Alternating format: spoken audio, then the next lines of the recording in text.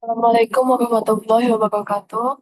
Yang terhormat Bapak Dr. Wimia Kaputra, SMSI, selaku dosen pengampu mata kuliah akuntansi syariah.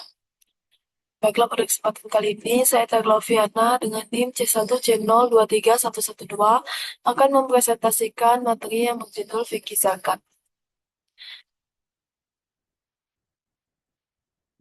Baiklah, langsung saja. Yang pertama, kita akan membahas mengenai pengertian zakat. Nah, secara bahasa, zakat berasal dari kata zaka yang memiliki makna berkah, tumbuh, suci, bersih, dan baik. Nah, sementara secara terminologi, zakat adalah kewajiban memberikan sejumlah harta tertentu kepada orang-orang yang berhak menerimanya, sesuai dengan ketentuan syariat Islam. Nah, perlu kita pahami bahwa zakat itu berbeda dengan donasi, sumbangan, atau sedekah yang bersifat sukarela.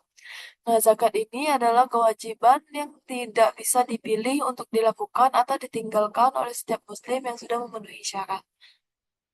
Dan juga zakat memiliki aturan yang sangat jelas, mulai dari jenis harta yang wajib dizakatkan, batas minimum harta atau yang disebut nisab, kadar zakat yang harus dikeluarkan, hingga tata cara perhitungannya. Nah, selain itu, pihak-pihak yang berhak menerima zakat pun sudah ditentukan langsung oleh Allah di dalam Al-Quran. Nah, baiklah, selanjutnya itu mengenai sumber hukum zakat. Yang pertama, Al-Quran. Nah, di antara ayat yang menjadi dasar hukum zakat itu ada At-Taubah ayat 103 yang berisi perintah untuk mengambil zakat dari harta orang-orang yang mampu sebagai sarana untuk membersihkan dan menyucikan mereka. Nah, yang kedua itu surah Ar-Rum ayat 39 yang menegaskan bahwa zakat yang diniatkan untuk memperoleh keridhaan Allah akan melipat gandakan pahala. Dan yang ketiga itu surah At-Taubah ayat 60 yang menegaskan bahwa zakat yang diniatkan untuk memperoleh yang secara eksplisit menyebutkan 8 golongan yang berhak menerima zakat. Nah, sumber hukum yang kedua itu adalah sunnah atau hadis Rasulullah. Di antaranya adalah hadis riwayat Bukhari yang menjelaskan ancaman bagi orang yang tidak menunaikan zakat di hari kiamat, serta hadis riwayat Tabrani yang menyebutkan bahwa golongan yang tidak berzakat akan ditimpa kelaparan dan kemarau panjang. Nah, dengan landasan hukum yang sangat kuat ini, zakat bukan sekedar anjuran, melainkan kewajiban yang mengikat setiap muslim.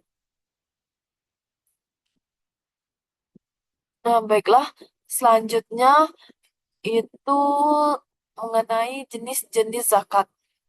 Nah, dalam Islam, zakat dibagi menjadi dua jenis utama. Yang pertama adalah zakat fitrah, yaitu zakat yang wajib dikeluarkan oleh setiap muslim menjelang hari raya Idul Fitri. Sebagai bentuk penyucian diri setelah menjalankan ibadah puasa Ramadan.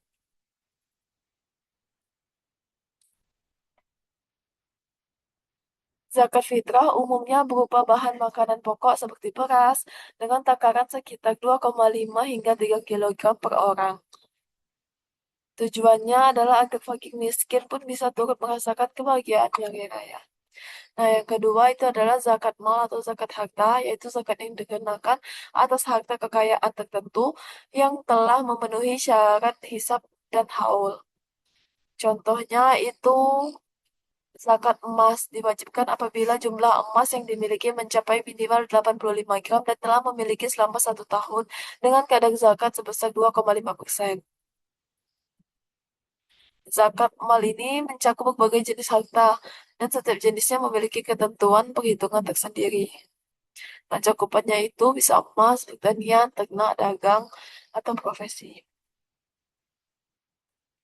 Selanjutnya itu ada objek zakat harta.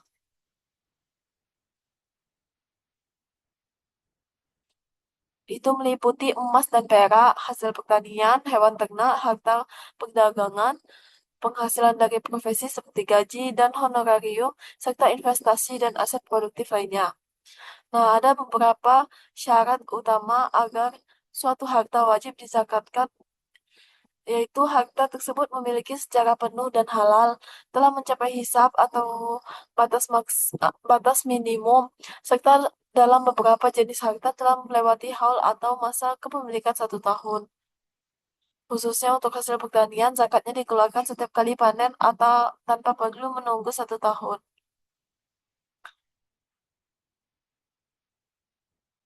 Nah, selanjutnya itu mengenai 8 golongan penerima zakat. Yang pertama itu fakir, yaitu yang tidak mempunyai harta atau penghasilan. Yang kedua itu miskin, yaitu berpenghasilan tapi tidak cukup. Yang ketiga itu pengelola dan penyalur zakat. Yang keempat itu mu'alaf, yaitu yang baru masuk Islam dan membutuhkan dukungan. Yang kelima itu rikob, yaitu budak yang ingin merdeka. Yang keenam, gorim, yaitu yang terlilit utang dan tidak mampu membayarnya. Yang ketujuh, Fisabilah, yaitu yang perjuangan di jalan Allah. Dan yang kedelapan itu Ibnu Sabil, yaitu musafir yang kehabisan bekal. Nah, selanjutnya yang tidak boleh menerima zakat.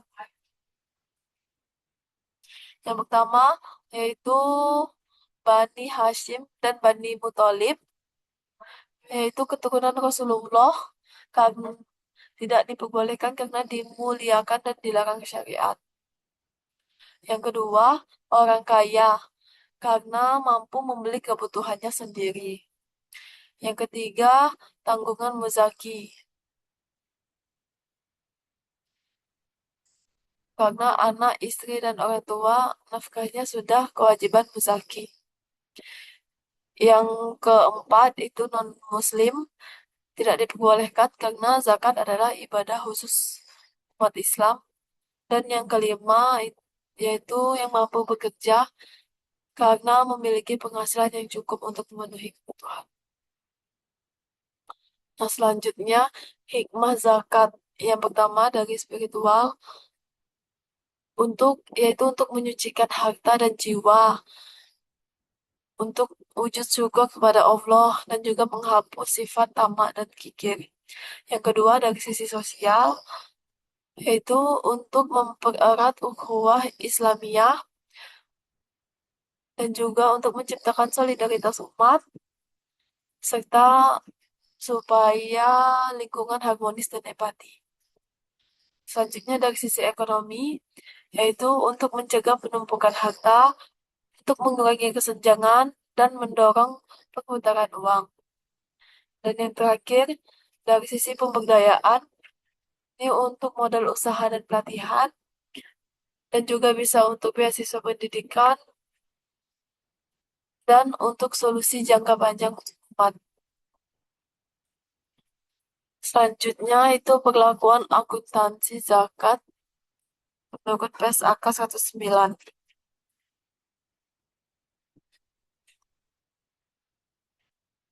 Standar ini diterbitkan oleh Ikatan Akuntan Indonesia sebagai pedoman bagi lembaga amil zakat dalam mencatat, menyajikan, dan melaporkan transaksi keuangan yang berkaitan dengan zakat, infak, dan sedekah.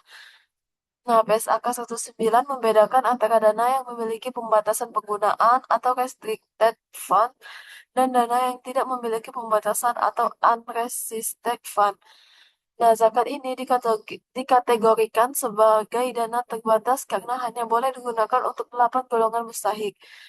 Dan secara pencatatan, ketika dana zakat diterima, dicatat sebagai pendapatan zakat.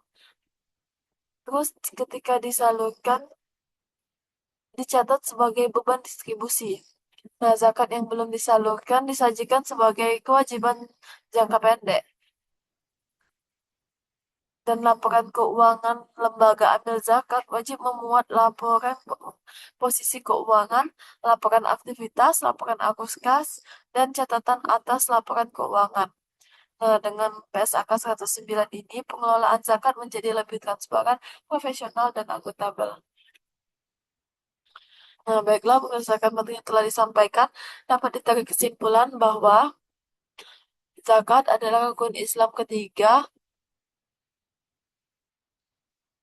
yang memiliki kedudukan penting bukan hanya sebagai kewajiban ibadah individual, tetapi juga sebagai instrumen sosial dan ekonomi umat.